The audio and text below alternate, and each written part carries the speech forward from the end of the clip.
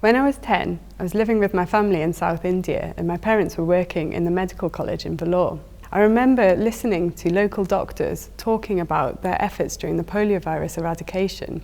Now, they would run clinics to offer vaccines to local communities, but to reach everyone within these communities, they would head out before dawn and after dusk to make sure that all the workers would be offered the vaccines both before and after their shifts.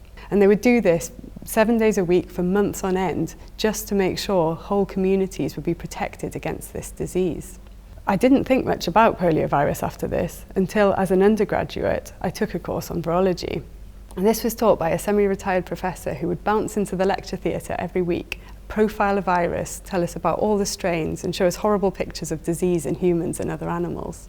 One week, the virus family he spoke about were picornaviruses, and this includes poliovirus. Here, I learnt that poliovirus is still not eradicated and that it is a very simple virus. It has just one strand of RNA encapsulated in a simple protein shell. And despite the simplicity, there's still a lot that we don't know about this family of viruses, and we still struggle to combat them. So following my undergraduate degree, I decided I wanted to study this further and look into strains of viruses circulating.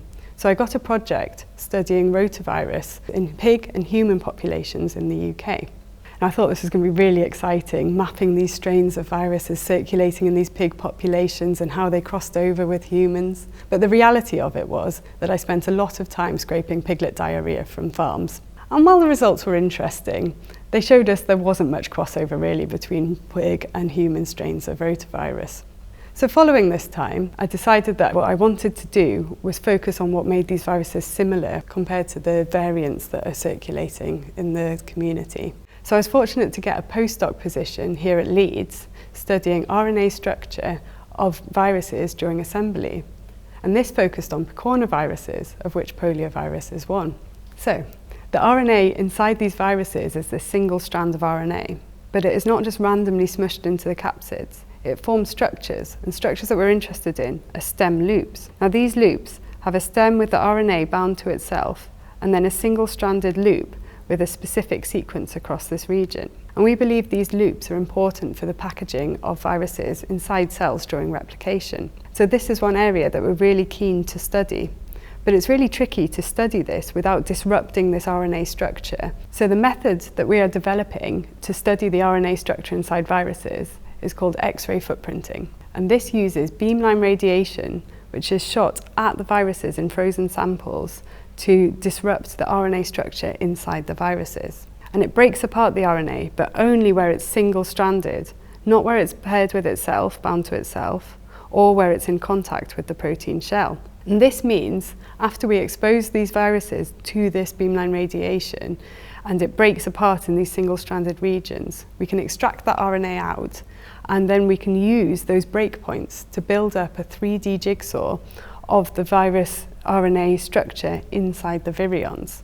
And this is fascinating because we can actually go to a single nucleotide resolution of the structure of the RNA, see where it's bound to the protein and to itself. What this allows us to study is the sequence and the shape of the RNA during the assembly of viruses and find out what's important. What we found using this technique and other techniques is that these stem loops are really important for picornavirus assembly, and that the sequence of this loop region at the top is conserved, not only between strains of the same virus, but actually between different viruses within this family. And our overall aim here is that if we can study further this sequence and the conservation of it, we will be able to find small molecule drugs that can bind to this and disrupt it during the assembly of viruses. And this could have a huge impact on disease burden within the picornavirus family.